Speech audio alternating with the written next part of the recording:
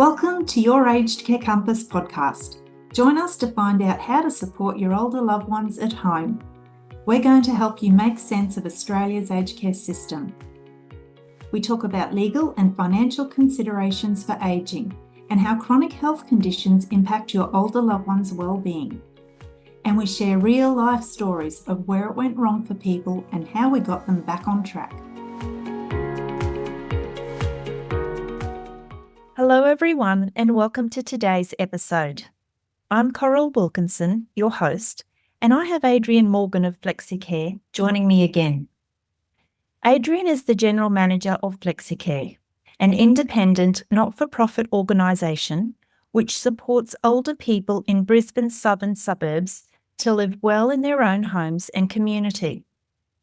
Adrian is also currently the chairperson of the Queensland Home Care Committee for Ageing Australia, which is the Aged Care Provider Association's new name. And Adrian was previously a member of the National Aged Care Alliance. Adrian, when we spoke last week, we discussed Flexi Care's approach to service provision with home care packages, and we touched on some of the changes that current home care package recipients are asking or might be seeking in relation to supported home, which is the new in-home aged care program that begins on July 1st this year. July is almost on our doorstep. How prepared do you feel Flexi Care is for the implementation of supported home? Look, hi, Coral, and how are you? I think we're as ready as we can be, really.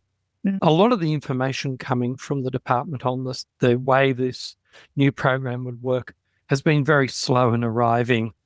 So it's been kind of little bits provided over a number of months. And at this point, we still don't have all the detail, but we have a lot more information than we did a few months ago. I think we've taken that information from the department and worked out, so what does that mean for the services we provide? What's it mean for the participants that we support? What's it mean for our employees? I think we're about as ready as we can be, but we have some more preparation to do once the final information is made available by the department. Absolutely. That's fantastic to hear that, Adrian. So let's take a look at how supported home differs from the home care package program. Currently, the home care package program offers people 4 different levels of funding, which can be used for whatever kind of service or support they need, including purchasing equipment or completing modifications to their home. These levels of funding are known as packages. Under supported home, there'll be 8 levels of funding known as classifications. So packages, that terminology will subside, and the terminology we're using from 1st July will be classifications. Could you explain for our listeners, please, what the different levels or classifications will be compared to those 4 levels of home care packages as we have now, and what are the funding comparisons too? So, like so many things with supported home, it's complicated. For the people who are existing people receiving one of the 4 levels of a home care package, they will automatically transfer across to supported home and they'll maintain their current funding level. So they won't swap across to one of the 8 new classifications as you've described. They'll hang on to what they've got.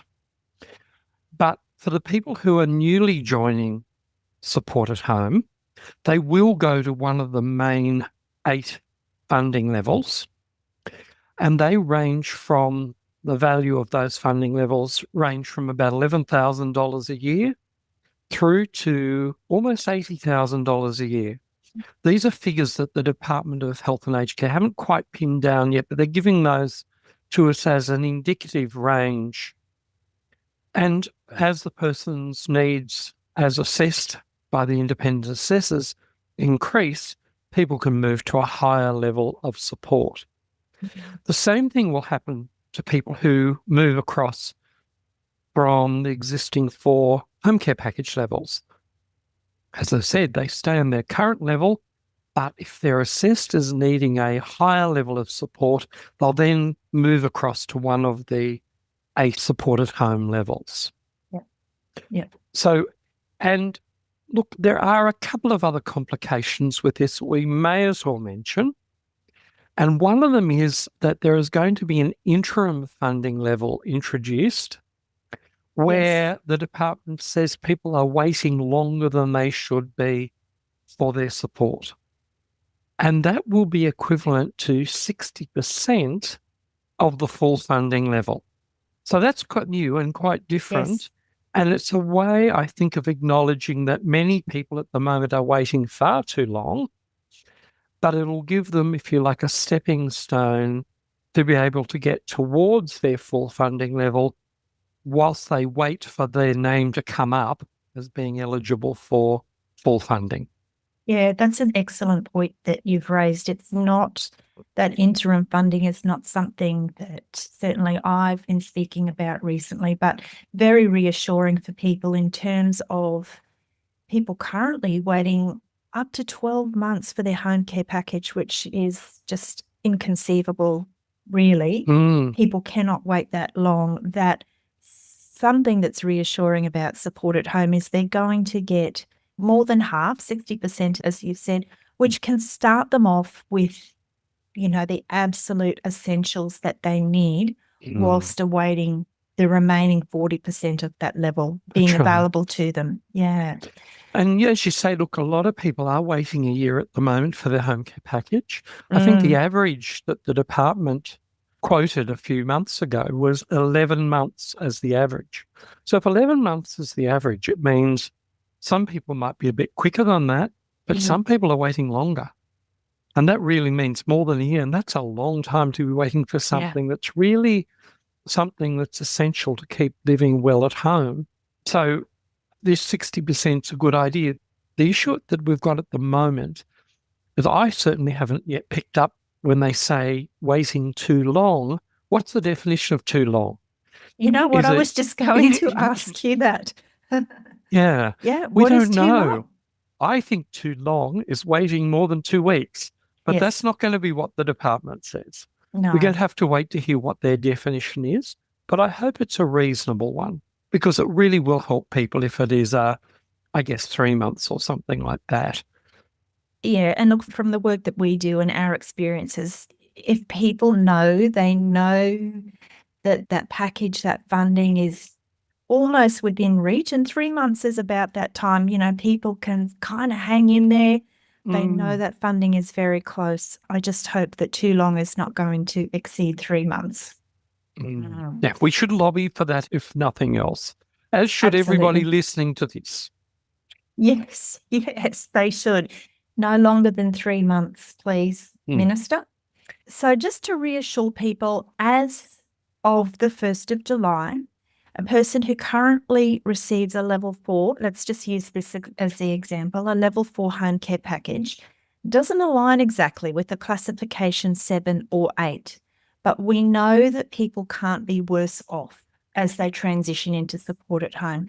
So these people are going to sit between a classification 7 and 8.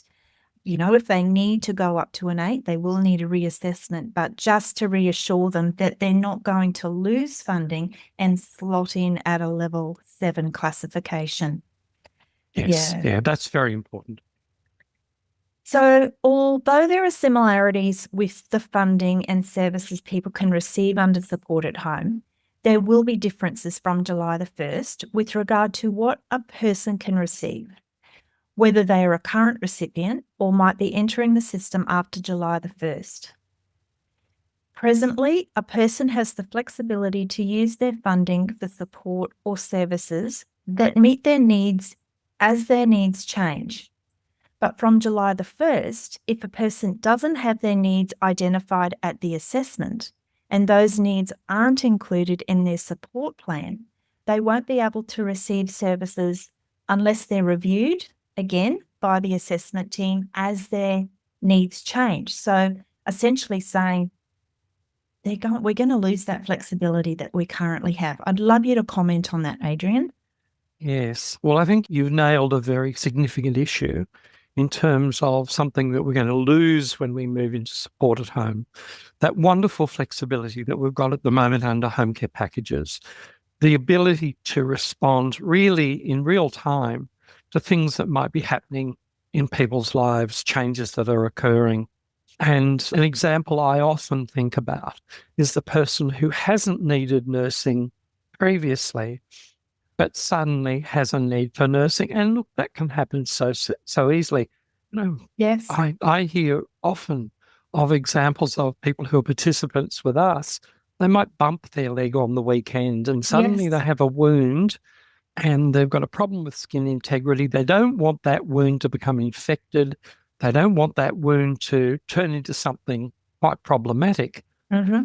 And at the moment, we can, with their agreement, can just swing the funding towards providing some nursing. They might have a bit less of something else.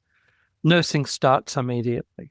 Now, this flexibility is something that we will lose, and it really, one of the things that's going to be so important is that those independent assessment organisations are very quick in responding to these kinds of situations. They're meant to be, but how will that play out in practice? Because at the moment, many people in many parts of the country are waiting typically months for an Yes. assessment. Yeah, absolutely. Look, you've actually raised a point that I've been talking about this past week as well. Being a nurse myself and working in this space, older people have fragile skin. It doesn't take much to develop a skin tear that then can go on to be a wound, or really quite a nasty wound. So I share your concern around if someone isn't approved for nursing in their first assessment, perhaps less 24 hours later, they might have a skin tear or a wound that needs nursing care. Realistically, how quickly are these assessment teams going to review those people? I'm pretty sure it's not going to be that quick. And I cheekily put out a call out to all these assessment workforces that please, when you're assessing older people, please think of their skin integrity or their continence, the things that they would have a nurse involved. And if you can take a few moments to screen for that, please include nursing in their support plan. But not just nursing, allied health. Like, it's so important to get it right at that first assessment. Yes, it is. So this will be one of the things I think we've just got to watch how it plays out in practice. Yeah, but I imagine it'll be one of the things that will cause problems for people in the first few months at least Definitely. of support at home.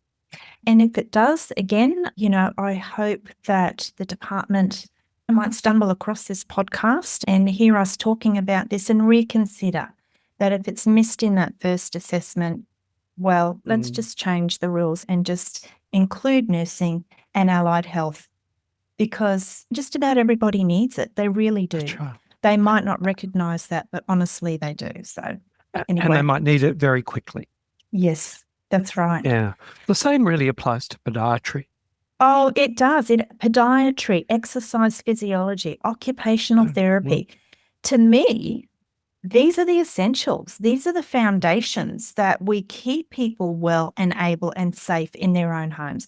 So whilst they might need some assistance, domestic assistance or someone to help with their yard or their transport, the foundation is actually keeping people well and able and independent so they can still participate in those tasks. So if I had it my way, I would definitely, if I was still assessing, I would be including nursing and allied health in everybody's support plan.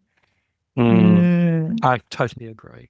So under support at home, a person is assessed and their needs identified. The support plan is created, and that then informs the provider what services and support they can use their funding for, what will be included in the care plan. There will be, from the 1st of July, there will be a defined services list under support at home, and there are 3 categories within that. Clinical is one, independence is another, and everyday living is the third one. What does clinical mean in this instance, Adrian? Most commonly, it will be nursing, which is absolutely core to the clinical, but also we're talking about allied health. All the allied health disciplines would be part of clinical as well. Yeah. So that's what the department's putting under the clinical care. Yep. And it's good to see that.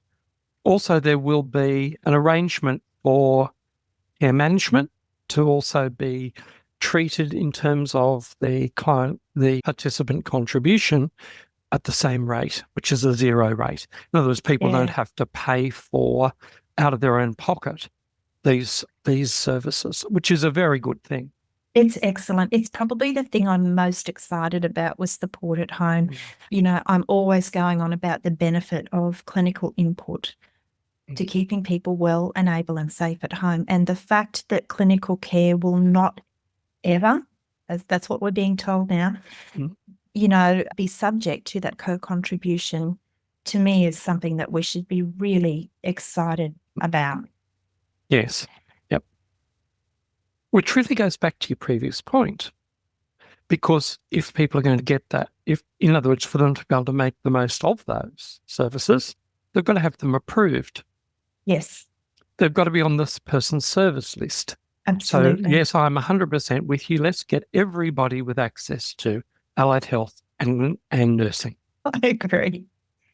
So if a person is assessed as needing support within the independence category, what services could they receive under that category? Commonly, there'll be things like personal care. There'll be assistance with showering, toileting, grooming.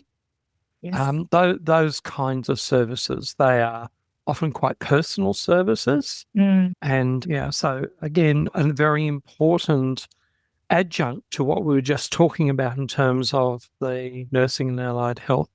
I really see many of these as being, you know, really intrinsically part of the continuum.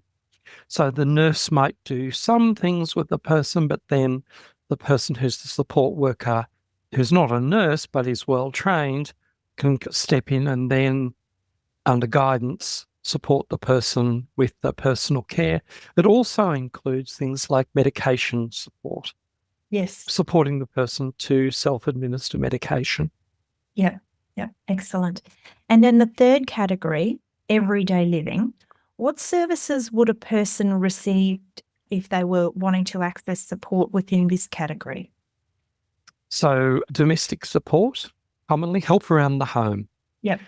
Cleaning, help of that nature, maybe doing the washing, putting the washing out on the line, making the bed. Those kinds of domestic activities would typically be there. But another thing that's actually been caught up in this everyday living category is accompanied shopping.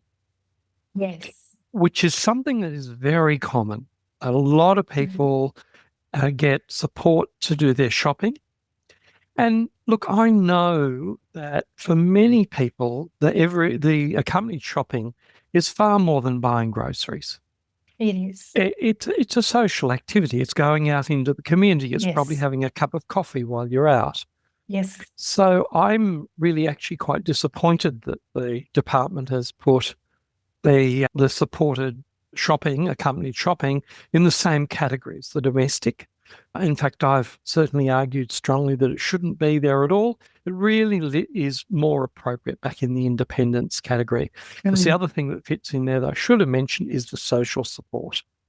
And that is things like supporting people to go on outings and things like that. We know that people's quality of life is very much enhanced if they can remain connected to their community. Absolutely. And for many older people, because of mobility issues or simply confidence issues, it's not as easy to get into the community as it might have been in the past. So to have some support to do that becomes very important. Yeah, and look, where the conversation we're leading into is people might be saying, well, what difference does it make? Well, the difference, the impact is actually going to be the contribution fees. And this is where it really shows if you want services from one category, might be achievable within your financial means, but if you need more from another category, you may not be able to afford that. And so you're going to make the choice about what can I afford? And I know that accompanied shopping or social support, if people are having to, if people's circumstances dictate that they can't afford, and we know there's a hardship provision, not for this discussion, that's another episode entirely, but people will say, well, I'll go without my accompanied shopping, which is terrible because it's vital that people stay connected to their community, and it really factors in with, purpose and meaning and mood as well. So I'm really nervous that people are going to potentially be making a choice about, I'll just choose my services based on how much they're going to cost me, which is really doing them a disservice. So having said that, let's talk about that now. Let's talk about the fees. So clinical care, one of those categories, is the only category not to have any fees associated with it, but the independence and the everyday living do. Can you please explain for us? I know this is literally a whole episode in itself, Adrian, but just on the conversation we've just had about people potentially making a choice about less expensive or, things that they won't have to contribute so much for. Can you unpack, what these co-contributions mean and what that means if someone's like, what difference does it make between independence and everyday living? We probably should lead into this part of the conversation with just clarifying that people who are being grandfathered, which is what the department calls it, won't have to pay these fees. So there are a group of people who were part of the home care package system on the 12th of September. It was the 12th of September last year, 2024.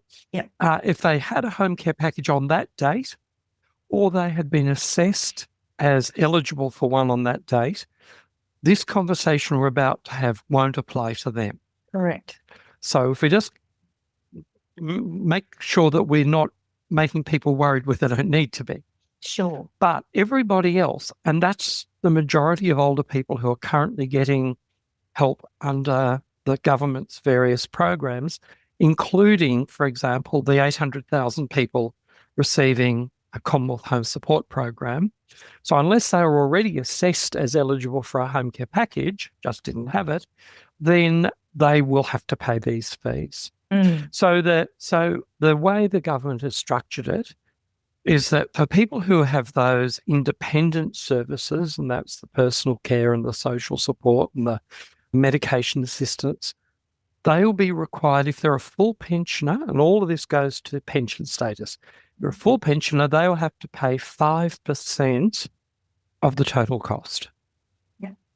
If the person is a self-funded retiree, so don't have any pension at all, they'll have to pay 50%. Half the cost will have to be met as a co-contribution by those people who are self-funded retirees for the independence category. For people who are part pensioners, or for people who are self-funded retirees with Commonwealth medical cards, health cards, there is a sliding scale between 5 and 50. So where people will fall, I'm waiting to learn that. I haven't heard that information yet, but it will be somewhere in that zone between the 5 and the 50 if they're a part pensioner. So that was the independence category. So we talked also about the everyday living category, which was the things like the domestic support, accompanied shopping. The minimum people will need to contribute for that will be 17.5%. That's if you're a full pensioner. And if you're a self-funded retiree, though, that could be up to 80% of the full cost, 80%. So that starts to become a significant amount of money. So going back to your comment about people rationing the services they're going to get based on the cost, that could well be an issue for many people. We already know that there are a lot of participants in the system that don't have a lot of spare money. In fact, some basically don't have any. And we don't yet know what the hardship provisions are going to look like from the department. That's In fact will be the department that will decide in future. So if people will need to fill in a form and make their argument for hardship, I'm looking forward to seeing what that is and hoping that it's not too, let's call it mean. Hopefully it's not too mean, and that people still have a little bit of funding left over to spend on some discretionary things before they become ineligible for the hardship provision. But we know there'll be, just by the nature of the way these things go, there will be probably a lot of people making the decision to not have things that are actually quite important to them because they cannot afford them. Yeah. I'm really glad you raised that point and reassured people that people who are currently receiving a home care package and people who were in the national priority system as of September the 12th, this conversation does not apply to you. Listeners, if that is you, we're talking now about new people coming into the system as of the 1st of July. So please be reassured. You will not have to, if you were not contributing anything presently, as of the 1st of July, that will continue. You will not have to contribute anything for your support ongoing. And the Minister has actually publicly stated that there's no time limit to this. I know one of the big questions we were all asking was, are people going to be grandfathered for 1 year or 2 years? Like, when was that going to cease? But it's not going to cease. It's going to be as long as that person needs that support. Yes. And look, the only other group I think we need to focus on just briefly are the people who are paying income-tested fees under home care package, because there's quite a lot of people who are paying something towards their home care package costs on the 12th of September 2024. And those people will make a contribution under support at home for their independence and everyday living, but the top percentage they'll need to pay would be 25%. So if this is starting to sound complicated to people, it is. I don't think they should be at all surprised. And really, it's in many ways, I think each person will need to work out what's my particular situation. Exactly. How does all this work for me? It's so much more individualized. Before we could sort of, we had ballpark figures and we kind of knew if you paid the income tested fee, you paid the income tested fee. But because of these categories now, that's changed. And so it certainly is case by case for each individual. And look, it's like I said before, we could discuss this for the rest of the day and try and explain it. It's very complex to explain it. And I'm being asked to explain it. I'm doing a presentation next week and I'm just kind of thinking, how am I want to explain it for people, but how can I say it's so complex without worrying them? Because I don't want them to worry. But I guess the people who are listening to us talk today, the people who are researching, who are out there discovering what's going on, are probably mostly people who are in the system right now, who were in the system as of September the 12th. So just to reassure them, but then come July 1, we'll have a whole new cohort entering the system. And that's when we really have to put our thinking caps on and be able to convey this as simply and as clearly as we can, because it's almost a standalone topic. It is. Flexi Care is a not-for-profit organisation which supports older people living in Brisbane's southern suburbs to live their best lives in their own homes and communities. Flexi Care don't have grand plans to be the biggest aged care provider.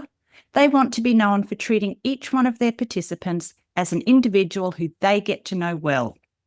They answer their phone calls personally when clients ring them. They give their clients easy access to a home care partner who can work with them to deliver the best mix of support possible. If you're in Brisbane South and want to know more, give their friendly team a call on 07 3422 8400 or check out their website flexi.org.au. Adrian, let's talk about care management now.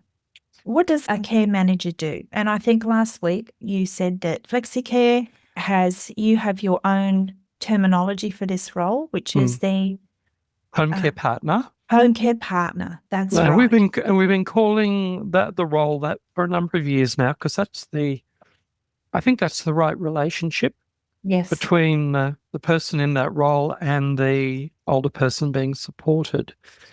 Yes. So, and the function by the department is called care management. So the home care partners do care management. It's a really, really important role because the sort of things they do, they're the person who stands beside the older person and helps them basically work out how to get the most from the home care system, from the support at home, to give them information, to help them research things, certainly to develop the detailed plan of the services that they want, to work with them on the changes they need to that as their needs are changing, to help get all of this get organised, to advocate for them, and then just to monitor how all that's going. The way it works from one participant in the system to the next can be quite different too, because some older people don't need very much guidance at all, and some really don't need any, but most need some. Honestly, most need some, because it's a complex system that they're working in, and it's the role of the home care partner to understand that in depth and be able to help them navigate their way through all of that. It really is a big role, isn't it? And I think that recipients or participants, the people who are receiving the support, really don't understand how big that role is. So I'm glad you highlighted that. And another thing, I really loved what you just said about the home care partner stands alongside or beside the person. It's kind of like an ally, and that's what a really good home care partner does. Exactly. And look, the other thing with home care partnering is that some of the people who really need very, very little assistance, home care partner-wise today, something changes in their life, and older people's lives often change quite quickly. It could have been their partner might have gone into hospital, there's a person who is supporting them. It might be that a family member moves away who was helping them previously. It could be that they themselves have a stroke or fall, and suddenly things are very, very different. And at that point, helping the person work through, okay, we're in a different position now. How do we continue to optimize your situation to ensure you are as independent as possible, that you can safely be in your own home and community? How do we keep you connected to your community? Again, it's really very important that the older person's calling the shots. Absolutely. Ultimately, they're the person who's making the decisions, but the home care partner walks beside them to help make good decisions.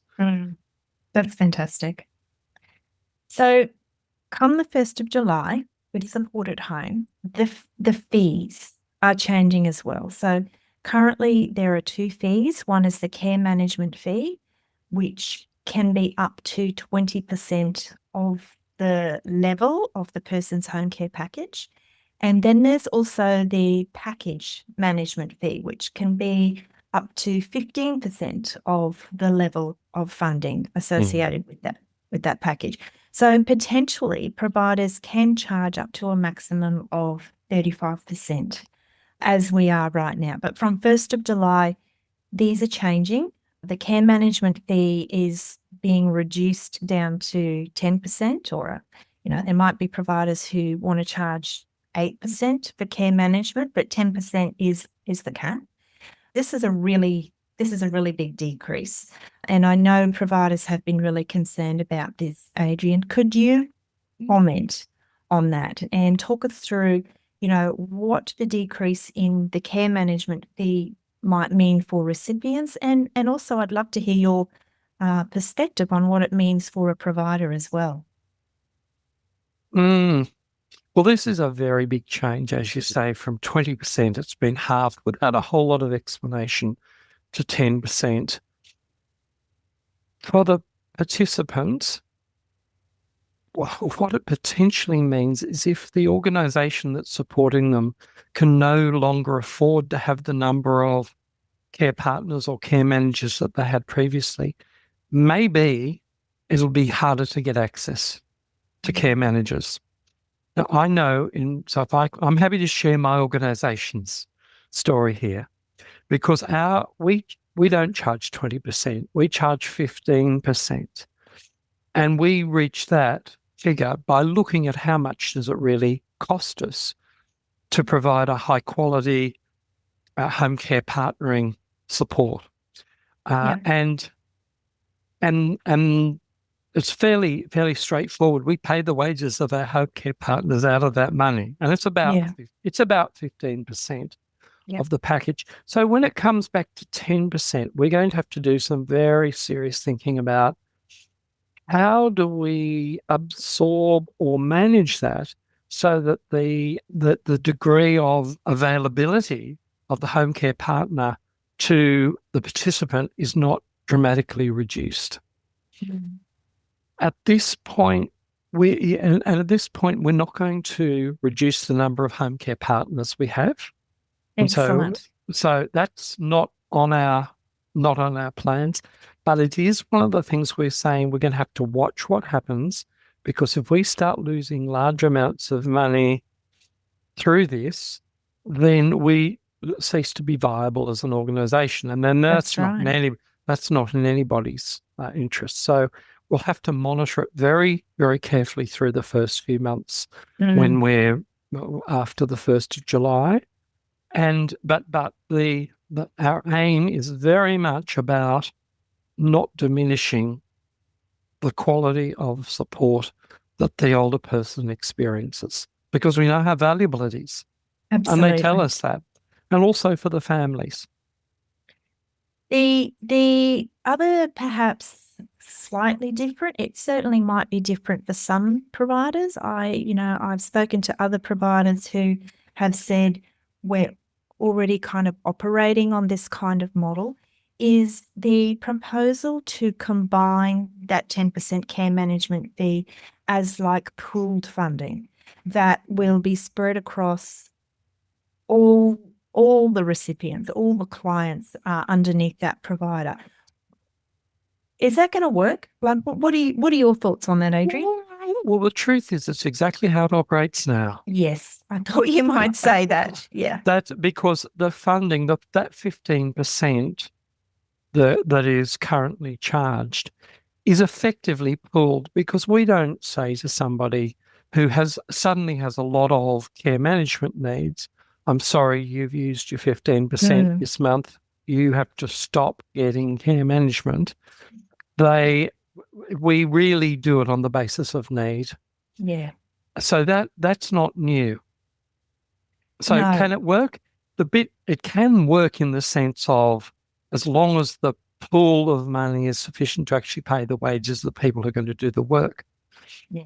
I've also heard Coral organisations say that they're not, it doesn't cost them 10% of the income to deliver care management.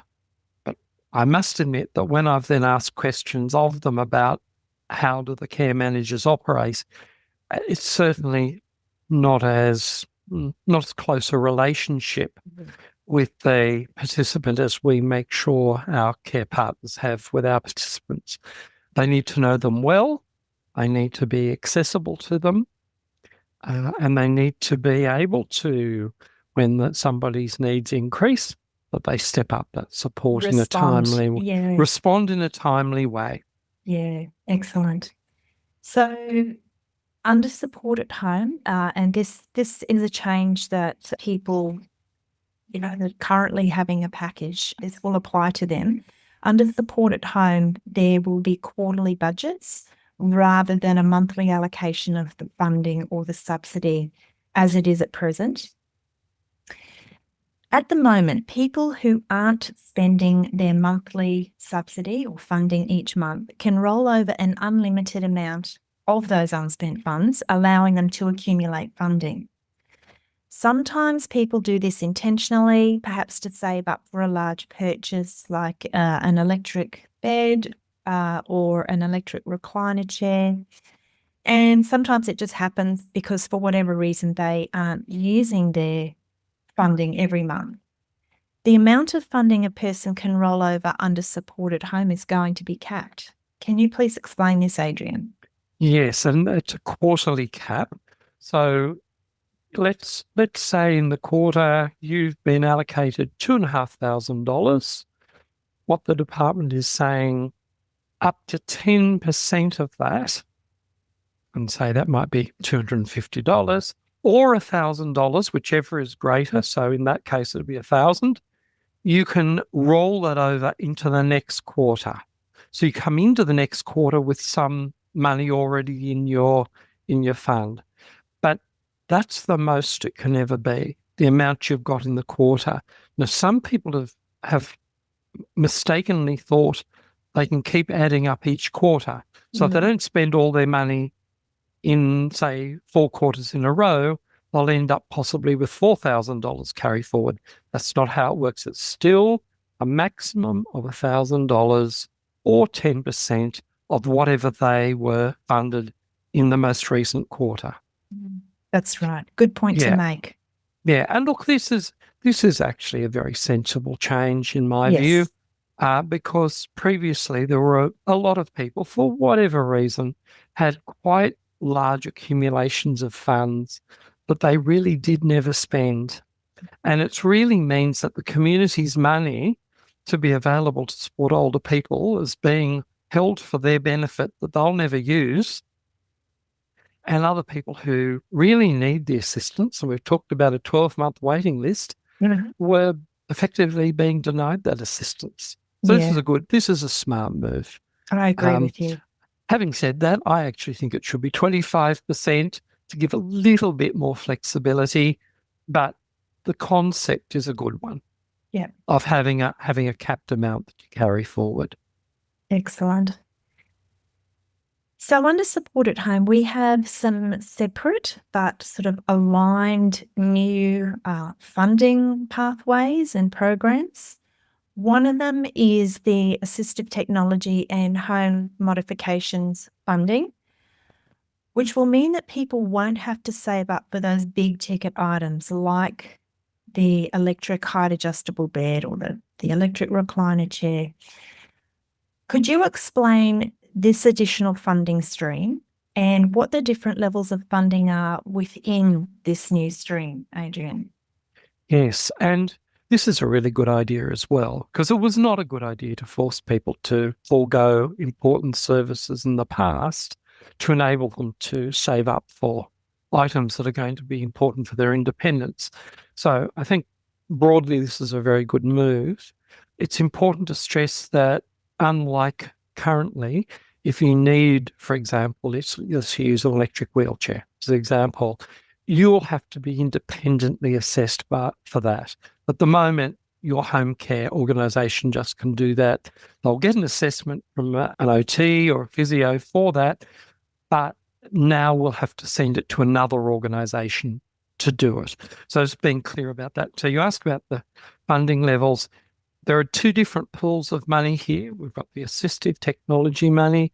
We've got the home care, the home modification money. So they're different pools of money.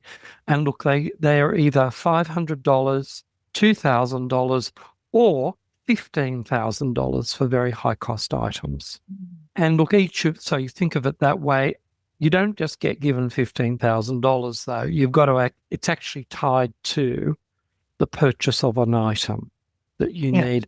But there are those, if you like, caps there that department's trying to indicate. Some will be fairly low cost items, some will be moderate cost, and some they recognise are actually quite expensive.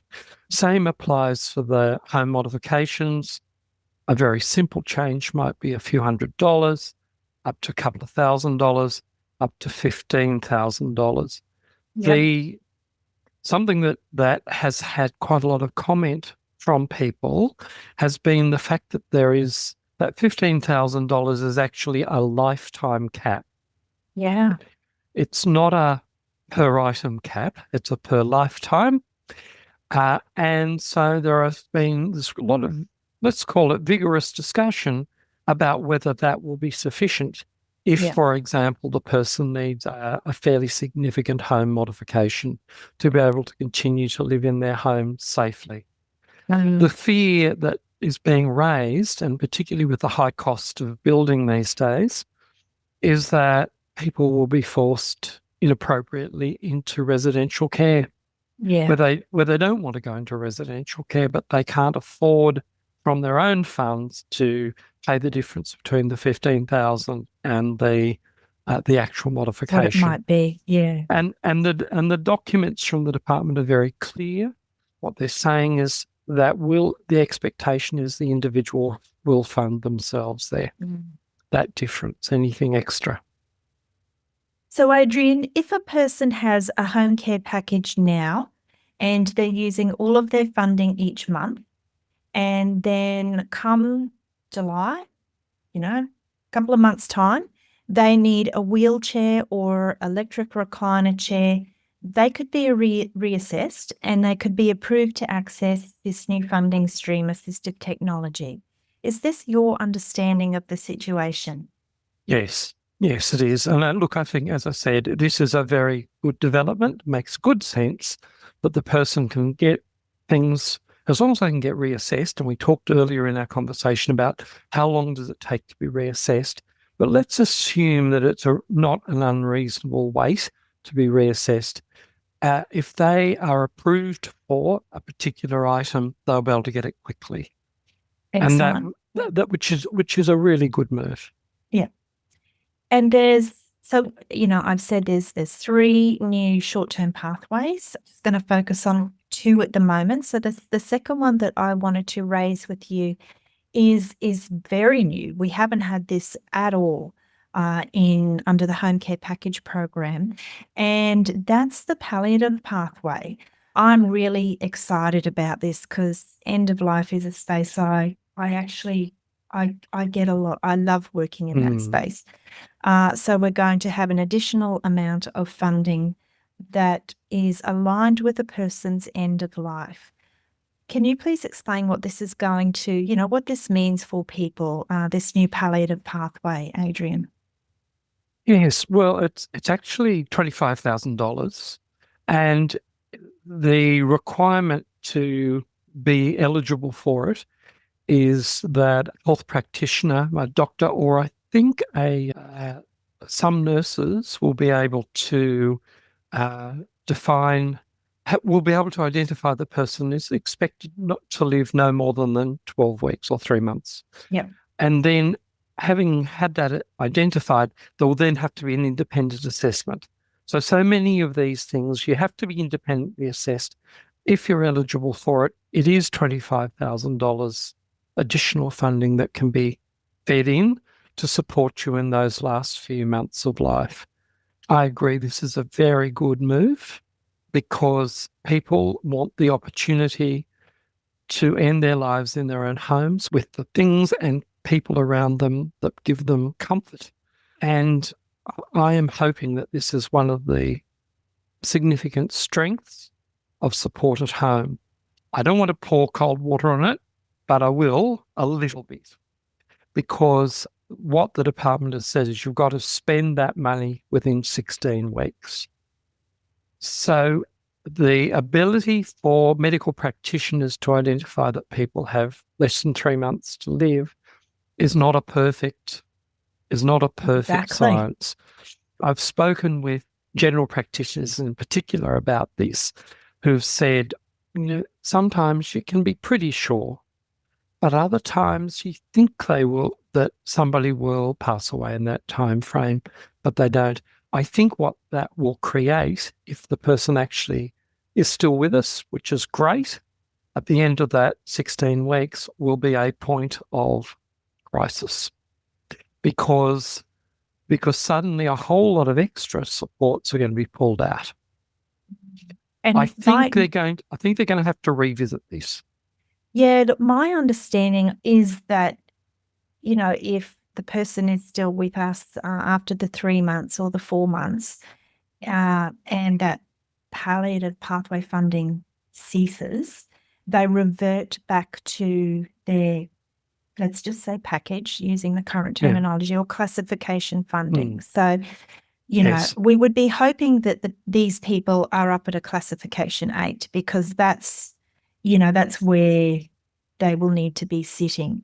But as you say, having cared for my own dad at home, we were forking out a lot of our own money on top of his level 4 home care package to keep him comfortable and to support him to die at home. So, even $78,000 on a level 8 classification, I believe it's not enough, but it is what it is. And I think, you mentioned about how people are going to feel. What are they going to do at the end of the 16 weeks? And potentially it could be panic stations. I guess I'm hoping that they will have had such good support during the 3 months or the 4 months that they will be well equipped to manage their loved one's needs at home. They'll have to get a little bit creative possibly. I don't know if they'll have to dip into their own funds, but I'm hoping, for me, just the allocation of this funding and this new pathway does something that I think we need to do more of, and that's open up the discussion about end of life and what people choose at their end of life, and how they might want to die, what they don't want to do, which is, for a lot of people we support, is they don't want to be transferred to hospital and die in an emergency department or die in the back of an ambulance. So I'm encouraged that by having this funding now, people will start to talk about end of life more. Yeah, that's a very good benefit of this. And look, I think overwhelmingly it's a really important initiative to include this as part of support at home. I'm just hoping once the experience of people who do happen to live a little longer is addressed by the department, they might have a fresh look at this. Yeah. And I mean, what you said is my understanding also, which is they would revert to their previous classification level, but they may not be on a level classification 8. They might be on 4 or 3. Yes. And the other thing is, apparently the funds that they are not spending will be put aside in some way. So I think the department's hoping there might be some funding there for them to spend to top up what they, so that it's not such a big cliff, the funding that they're going off. Right. But if they're towards the end of a quarter, it'll all revert to $1,000 or 10%. I think there's just a little bit more working out to be done here. But I think it's all, I think because the concept is so good. Yep. I think they'll do a bit of rethinking. I hope. Yes, I guess all will be revealed in a few months. It will. We've covered a lot of ground today, and you've addressed some of the biggest concerns people have about this new program, Adrian. We're only 2 months away from support at home being introduced, and there are still so many questions we want the department to answer. How is Flexi Care adapting to the changes support at home will bring? Are you about to take a holiday? Yes. By the time this is shared with your audience, I will be back from my holiday. So what we're doing to prepare is that we have had a team of people who have basically been working on various elements of our preparation now for a number of months. And we've divided the task up into a number of chunks and people to focus on different things. And they're basically getting on and doing that. We catch up with each other, the people who are working on that, every few weeks and say, how's this going? The first thing we did is put a plan together. Yeah. And now what we're doing is essentially implementing that plan. But so much of that plan depends upon the department handing over the information that we require that they've promised at particular points. Because when we have the information, we can do the detailed planning. Can't do it until you know what the detail is. So great to hear you say that. I love that your team has broken it up in different groups and doing different tasks. I think for Flexi Care clients or recipients or participants, that's going to be very reassuring. So look, as we've said, there is so much to understand about support at home, and July 1st is coming very quickly, and we still don't know all the detail. But you've given our listeners insight into what the changes will mean for them in the coming months. It's been great chatting with you again, Adrian. Thank you for taking the time to talk to me. Thanks, Coral. If you want to take a closer look at how Flexi Care supports clients with home care packages or follow Adrian's wise words about the sector, all the links and the contact details are in the show notes below. Have a great week, everyone, and I look forward to chatting with you again next Tuesday. Hey Care community, thanks for listening to this episode. So you never miss a show, make sure you subscribe to our podcast. If you'd like to know more about what we do, head to our website, cmeacn.com.au.